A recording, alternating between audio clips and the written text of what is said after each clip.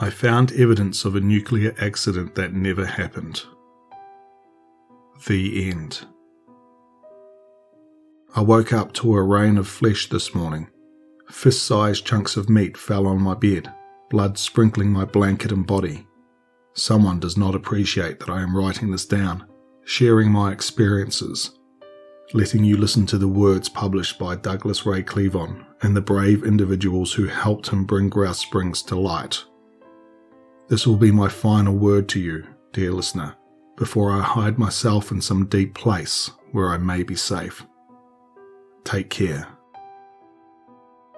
Blast Radius, an investigation into the tragedy and cover-up of Grouse Springs. By Douglas Ray Cleavon. Published August 2021. Part 3. A Letter. I received an envelope in my mailbox the day after I spoke with Cole. It had no address, and when I asked my neighbours, nobody could recall seeing anyone near my home that day. Inside was a typed letter, along with a video cassette. The author of the letter included a note that I do not release this video publicly, so her identity is not revealed, but she has permitted me to include screen caps. I watched the video in its entirety and have no doubt of its veracity. The event at Grouse Springs was not a nuclear accident. I will let the letter speak for itself. Mr. Cleavon, Project Skipjack was a power plant. That much is true. The city of Grouse Springs did get its electricity from whatever they were doing down in the bowels of the building, known to the public as the Grouse Springs Nuclear Power Plant. It wasn't my job to understand how, though. I was just there to provide security. Keep people out, they told me. Keep people in, too, if it came to that. I'd been on details like this before. They'd tell you just enough that you'd get a feel for what to do in an emergency. You learn early on not to ask too many questions. Things were bad before June 23rd, but the public didn't know about it. Way back when the power plant was first opened in 2008, a kid went missing from a neighbourhood close by. He was only 4 or 5, the same age as my son at the time. Later, sometimes people would see flashing lights in the woods or cigar-shaped objects hovering in the sky. The higher-ups did a real good job of covering it all up. A scientist had been killed too, in the laboratory. I didn't have to work that clean-up, but my buddies who did came back up a bit shell-shocked. One of them requested to transfer after that, but it wasn't allowed to happen. He didn't survive the accident. It started in the afternoon. We were told that's when the technicians would rotate shifts, so we'd know to be extra alert. The main lights went off, and the emergency light system came on. The alarms didn't start yet, though. They wanted to wait to see if it could get back under control. This was relayed to me and my partner, I'll call him Delta, over radio by the head technician. No worry yet, they said. By the time the fire started, the alarm still hadn't gone off, so we radioed back. No word. Someone I didn't recognise came into the security building and told us it was a code red out there, and the entire security team needed to be deployed to the plant where the main power core was contained. We weren't told what it was, just that we needed to help survivors put out the fire, and that under no circumstances could anyone found at the plant leave without checking their identification. Even in the middle of a meltdown, if they didn't have ID, we were told to kill them. We got suited up. Our core team was Delta and other people on the detail I'll call Gamma, Beta and Epsilon. I had body armour, a sidearm, a knife and a helmet. I was also tasked with keeping record of the accident on behalf of the researchers, so my helmet had a camera. Our fire suppression team went out ahead of us. They were successful in putting the fire out here, so I have no idea how it ended up spreading to the rest of the city. It initially played out like a standard search and rescue. Many of the rooms were hollowed out by the fire, charred black, smoky. It smelled strange though, like someone had been spraying hair product. There was a lot of searching, but not a lot of rescuing. We cleared about 3 rooms before there was any sign of life.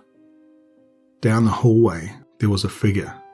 It was small, and it looked like it was coated in dark grease or oil or something.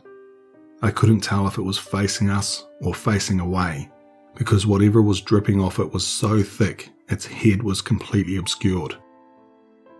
Epsilon called out, "Hey, you there!" But whoever it was didn't respond. They just ran off, feet slapping against the floor, down some random hallway. I wanted to pursue, but Delta got me back on track. "Remember," he said over the earpiece, "we gotta get to the core." I nodded and we kept going. There was ambient noise as we got closer, like a crowd of people talking and laughing at a party in a nearby room. Sometimes lights would go on and off in other rooms and we'd look and nothing would be there. About halfway down the staircase to the basement level, where the core was, one of the walls burst. A long, skinny arm reached through the hole and started groping around with an oversized hand. It was burnt to a crisp, but whatever it was reaching excitedly, like a kid getting the last Skittle out of the bag. Gamma and Epsilon fired at it, but they either didn't hit it or it didn't care, because it picked Gamma up and it squeezed before anyone could help.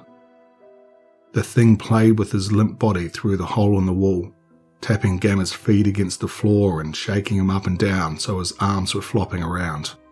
And I swear to God, when that hand squeezed him to death, the only thing that came out of Gamma's body was strawberry ice cream.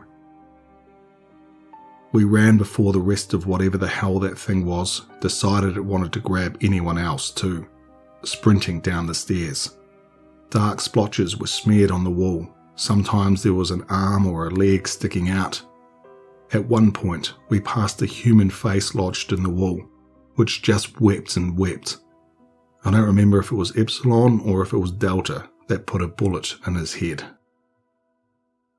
The last flight of stairs was too damaged to access, so we had to cross the first floor to find the alternate staircase on the other side of the building. I was hoping maybe we'd actually find someone we could help here, but I was wrong. It sounded like people were having a conversation all around us, but not one that made any sense. The voices were cackling, howling and whimpering. The sharp, tangy smell from earlier was becoming overpowering. It felt like someone was touching the bottom of my boots. Epsilon turned to me to say something, but before he could, his tongue fell out of his mouth and onto the ground. Then his fingers started falling off. His eyes dropped out of his head. He was thrashing and moaning.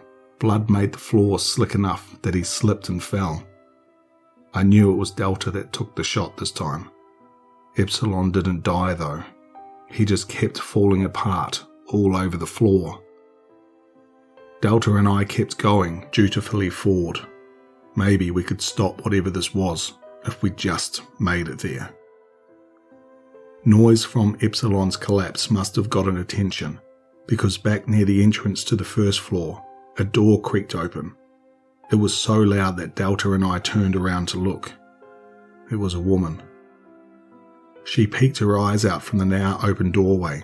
They were open manically wide, the whites visible even at a distance. She disappeared for a moment, and after a pause, slunk out of the doorway.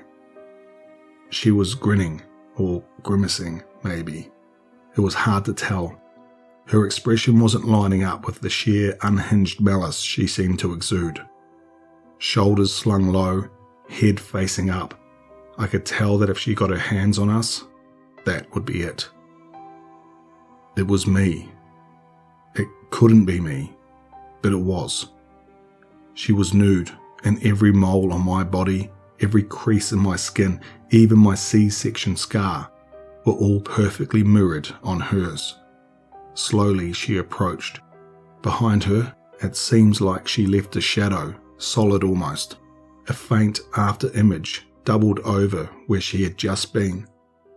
She waved when she saw us staring. We were in shock. That's the only way I could justify it to myself when Delta waved back. The woman went into a sprint, running towards us at a speed I've never been capable of achieving. I fired my sidearm and saw that I had shot her straight through the forehead. She stopped for a moment, a line of after images slinging back behind her before they snapped together and she was left wholly unharmed. We just had to beat her to the stairs. We just had to get to the core. Delta and I turned and started moving as fast as we could towards the stairs. She got closer and closer, and I could tell she was laughing through her clenched teeth. Right at the staircase, she was on us. I looked and she was there, and I could feel her hot breath on my neck. I didn't realize I was doing it, but my feet were still moving, taking me down towards the basement. She was tearing apart Delta with her teeth. He didn't even scream, just looked at me with big eyes like he didn't know what was going on as she pulled loop after loop of intestines out of his torso. The basement was a slaughterhouse. Carcasses swung on hooks from the ceiling. Some animal was alive, dragging itself on the ground while it bleated pathetically. I moved down from the catwalk to the floor, where the animal scooted past me before sinking into the floor, still bleating. Charcoal bodies hung suspended in the air like they were held by an invisible string. Some of them were reaching out, grasping for help even in death, and some were curled up, comforting themselves. Towards the middle of the room sat 4 giant batteries sticking out from the floor. There were 4 of them, all inscribed with some language I didn't even recognize. Connected by cords, there was a seat between them all. It resembled an electric chair with a helmet and restraint straps, but the restraints had clearly been snapped. I was taking this all in when I heard the woman come into the basement. There was nothing I could do. Whatever had done this, I couldn't stop it. I couldn't even begin to comprehend it. I took a breath before running to hide. There were pipes everywhere, and I tried to find some that made a corner small. I contorted my body and compressed myself down into a fetal position. Tears streamed down my face, but I was silent. My son would wonder why Mummy didn't come home. Or maybe she would come home, and it would be whatever the fuck just killed Delta. "Found you," she whispered. It felt like 4 hands were scratching me and digging into my skin, tearing through my clothes and ripping chunks out of my body. Then it felt like 6 hands, 12 hands. I was kicking and screaming, too panicked to do anything other than try to protect my face. She was laughing, and it sounded like a room full of people were laughing. Maybe I started laughing. I don't know. My eyes were screwed shut, and I could tell I was bleeding, and I just wanted it to be over.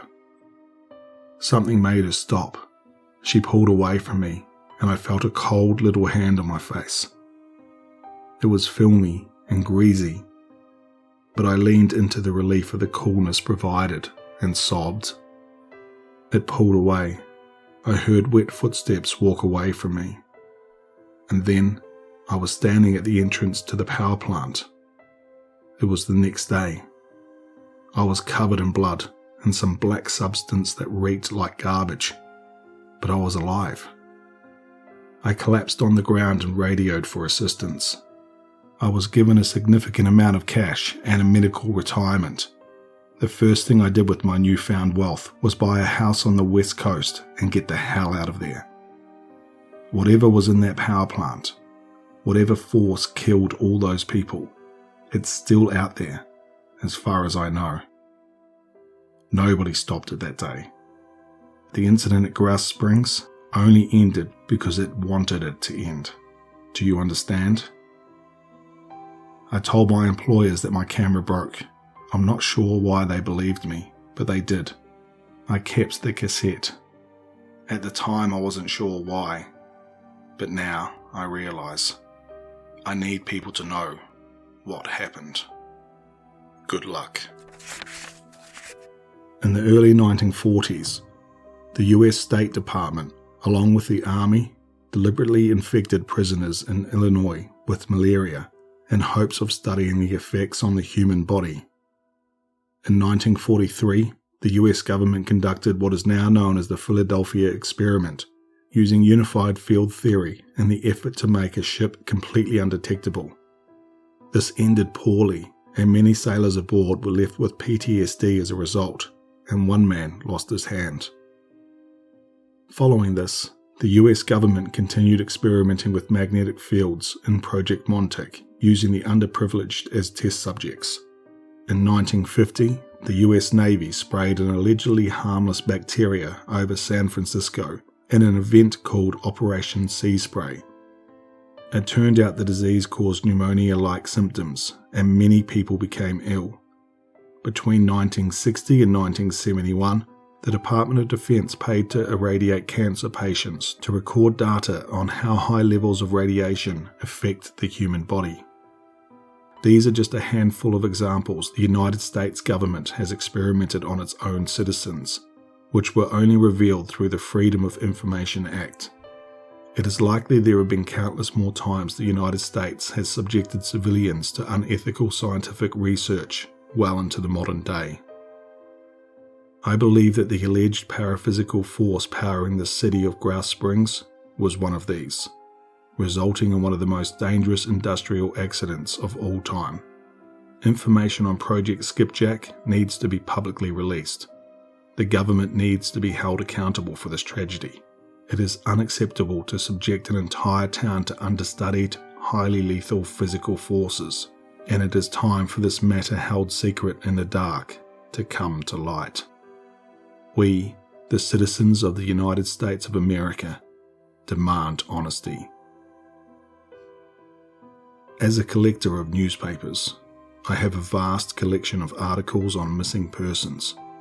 I'm not sure if it's a coincidence that a young boy went missing here, in our world, in 2008, in the neighbourhood located near the woods in which I found the bodies Cole describes as vanishing. I have been seeing lights recently near my home. In my dreams, I see her face laughing at me. She is saying something, but I cannot understand. Douglas Ray Cleavon's diligent research and commitment to the truth is commendable. However, in his analysis of the events at Grouse Springs, I believe he made a grave mistake. This could not be dismissed as an industrial accident. The Philadelphia experiment, Project Monarch, the testing on American civilians conducted in the past, these events weren't about discovering new power sources. They were about developing a weapon.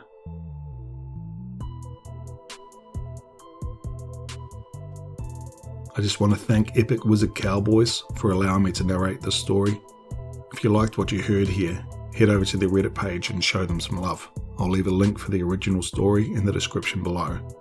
This is the final part of this series, so if you haven't heard the other two parts, make sure you go back and listen to them. If you're new here, please consider subscribing, and as always, stay tuned for one more nightmare.